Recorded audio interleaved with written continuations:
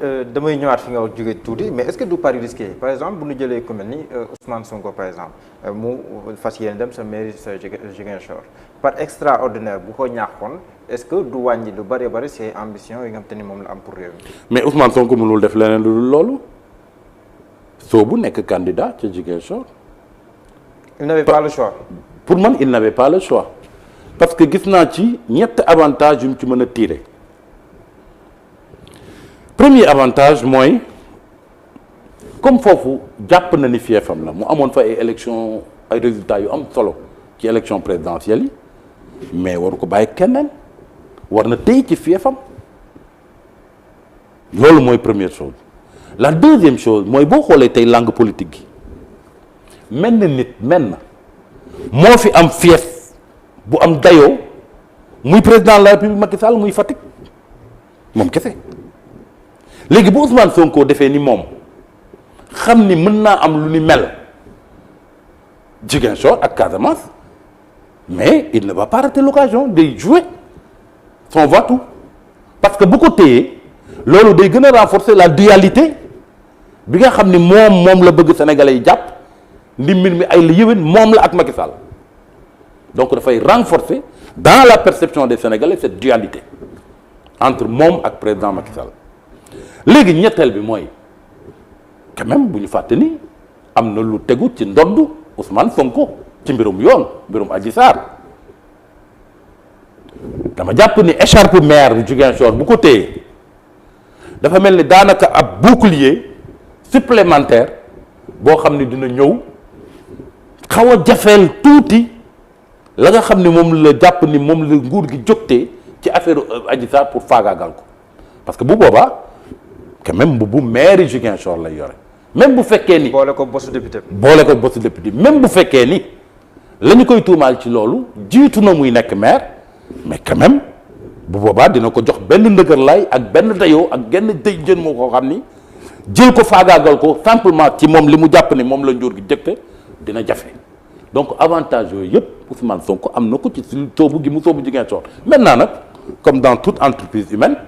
il y a une part de risque. mais comme ni ko tubaab bi waxee qui ne risque rien n'a rien il y a une part de risque qu'il a sans doute mesuré mais man jàpp naa ni ngir lii ma wax Ousmane Sonko mënuta woon bañ a nekk candidat à Ziguinchor. mais tamit beneen défi mën a taxaw ci kanamam par exemple bu gagné nan lay mën a administrer convenablement ñu bëri seen perception mooy opposant bu jiitee une grande ville mën na am ay jafe-jafe yu bëree bëri ndax loolu tamit ci république bu mel nii Sénégal war nañ mën a teg genre théorie yooyu noonu comme quoi opposant bu jiitee Dakar wala mu jiite Ziguinchor wala mu jiite Nangam mën na am ay difficultés à gouverner peut-être que dañ koy jëlee ci mbirum Khalifa Sall ak yooyu. gis nga loolu ñu ngi ko nemmeeku rek ci bi nga xamee ni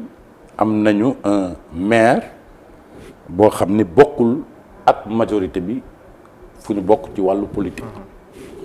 te loolu mi ngi gën a feeñ. ci diggante Khalifa Sall maire de Dakar ak Macky Sall mais lu ko jiitu sax Khalifa Sall nekk na fi maire su Abdoulaye Wade mais y avait pas trop de problème il travaillait en parfaite intelligence amul woon benn jafe-jafe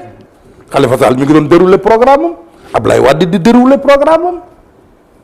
léeg-léeg sax am loo xam ne dafa lëkkale nguur gi ak mairie de Dakar ñu ànd ko defandoo li indi problème bi kay mooy jamono yi Macky Sall ak Khalifa Sall mi nga xam ne dafa bokkoon ci parti boo xam ni muy parti socialiste ñoom dañu wéyoon di sax ci Benno Bokk Yaakaar moom mu dem ba am jamono mu jàpp ni gunge bi ñu gungeen Macky Sall xëy na fa la war a yem tey biir parti socialiste war na am keneen ko aussi koo xam ni dina fësal bëgg-bëggam bëgg toog fi Macky Sall toog loolu moo indi problème bi mais diggante mairie Dakar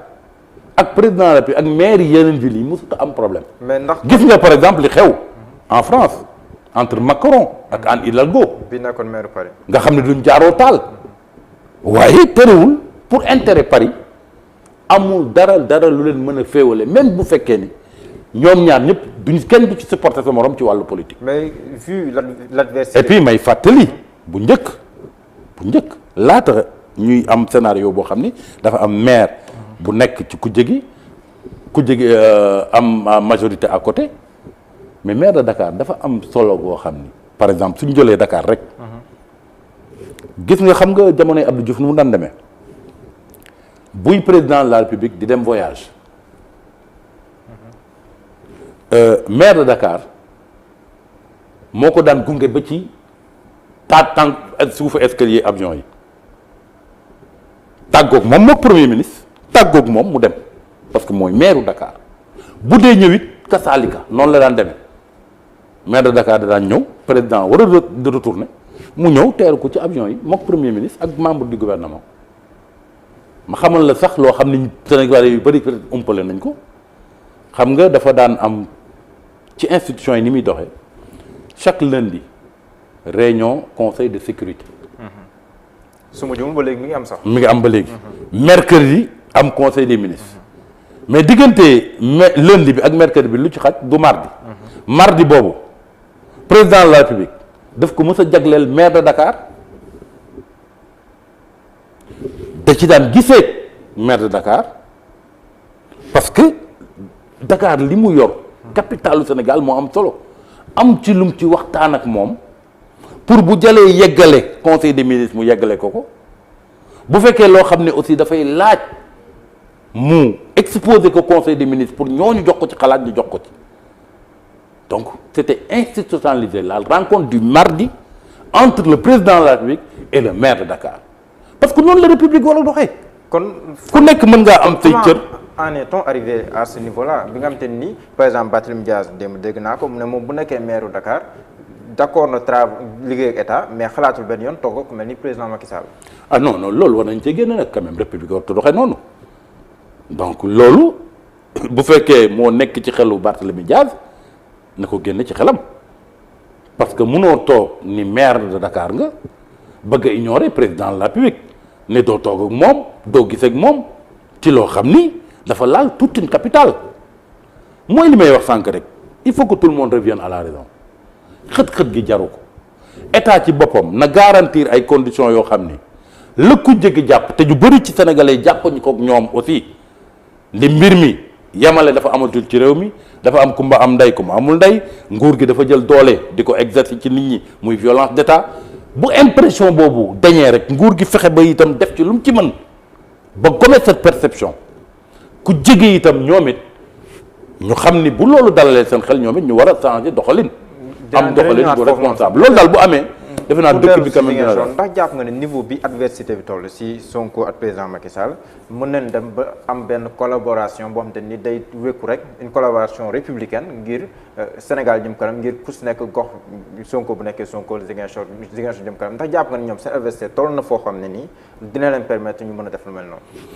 war na mën a nekk amul dara lu mu mën a nekk ci wàllu politique ci wàllu république bu fekkee ñëpp doxal nañu mbiru république te xam ni intérêt. république bi parce que Covid bi ñoom ñaar toogoon nañu. Covid bi par exemple kenn mësut a yaakaar ni par exemple Ousmane Sonko moog Macky Sall dinañ dajaloo mais pourtant toog nañu même dialogue politique. ndax bu ñu vidéowul les événements là lii xewoon ak sous contrôle judiciaire bi nga xam te ni moom la Ousmane Sonko nekk jamono est-ce que bu ñu ko vidéowul loolu noonu dina yomb. mais loolu falaa bu dee dañ ko vidé parce que mbir mi ngi ci kanamu yoon acte dina ci am. ñu xam fu dëgg feete kooku dañ ko vidé mais àtte boo xam ne nag day jaar ci yoon. ba nga xam ne yéexaay bi xaw la intrigué. bon yéexaay bi nag dafa am lu xew ci diggante bi itam parce que doyen des juges ma nga xam ne moo yore woon mbir mi yàlla dafa def mu génn àdduna loolu itam am na lu mu gàllankoor ba nga xam ne jéego yi ñu waroon def ci mbir mi defaguñ ko ci ma jàpp ne aussi loolu loo xam ne nit bara baree xel la xam ne peut-être loolu waral na yéexte bi am. bon léegi man li ma jàpp mooy su ma sañoon sax très sincèrement lépp lu jëm ci dossier judiciaire dañ koy aj ba passé élection locale yi muy mbiru Sonko muy mbiru Barthélémy Dias ak yu mel noonu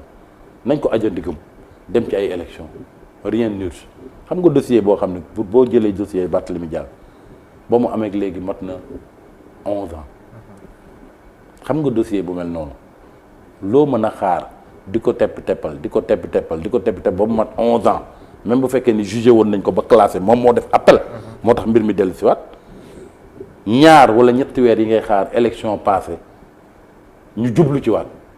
lan lay wàññi kenn amul dara lu mu wàññi kenn bu demee ba jublay élection bu ñu ko convoqué du dem. mooy loolu rek mooy li ma la wax rek. c'est-à-dire xam nga souvent. te bu ñu jugee si local yi législative mi ngi ñëw. wax bu ñu jugee si législative yi ñaari at lañ siy teg après ñu dem. Au Sénégal comme partout le problème de la justice c'est le temps partout la justice a un problème de temps mais même débat boobu posé wu na en France avec François Fillon xam nga François Fillon dañu dëgg may élection yoon dal ci kawam ñu yëkkati benn ab dossier finalement loolu ko gàllankoor complètement yàqal ko lu bëri mais justice doxe na doxinu kàkkatal ca France ba nga xam ne finalement ba ñuy mujj àtte affaire boobu mais fekk na lay am bu yàgg Macron gagné réew mi téye ko François Fillon moom mbir moomu am njeexital ca taxawaayam ca France et tout ça plus tard lañ koy soog a juger et c'est valable partout dans le pays dans le monde le temps de la justice parfois n'est pas le temps de la politique ba nga xam ni léeg-léeg jéego yi yéex ba jéggi dayoo mais lu mel noonu itam ñi nga xam ne ñooy àtte war nañ ko sóoraale parce que problème boo ko jëlee rek muy éterniser nga dem ba à un moment donné ñu dëgmal élection boo ko yëkkatee sax xel yi dina am jiixi jaaxal. mais ndax lu waroon a mën a yàgg parce que bi ma dégloo le ministre de la justice bi ngeen koo dalalee mu ne amoon na quand même ay faits yoo xam te ni justifié na qu'il soit remis en liberté bu ma ko mënee waxee noonu donc est-ce que kon lu waroon a mën a yàgg la bu nekkee fee am na. waa fay am na mais dama jàpp ni man li tax mu yéex rek mooy mbiru doyen des juges bi nga xam ni làqu na te boobu ak léegi amul ko fa wutu defe naa loolu ci li gën a yéexal dossier bi ci la bokk ci sama gis-gis. mais amul pour yow beneen volonté d'avoir une épée de Damoclès ci ndoddam ba nga xam te ni mën na ko gàllankoor bu ñu waree dem ci yeneen élection waaw moom de perception boobu la ci am. ba nga xam ne sàkku na sax bu yàggul ci ay avocat ak ay avocat am que benn ñu delloo ko passeport diplomatique am passeport am ñaareel bi itam ñu lever passeport diplomatique en tant que député waaw ñaareel bi itam ñu lever contrôle judiciaire bi ba mun a dem ak a dikk bon waaye mel na ni ku tënku nag ci wàllu yoon bon loolu dimension boobu aussi c'est une dimension boo xam ni il faut le déplorer man li ma jàpp rek mooy ngir njariñu réew mi ngir aussi nit ñi bañ a jàpp ni donc dañ koy utiliser comme épée de Damoclès teg ko ci ndoddam pour du yëngu du dem dikk il faut que quand même lu mu gën a gaaw ñu àtte dossier boobu te defe naa bu ñu génnee élection locale rek war nañ mën a jublu ci dossier boobu àtte ko comme ça nit ñi xam fii wànnante di mu jég ba tëb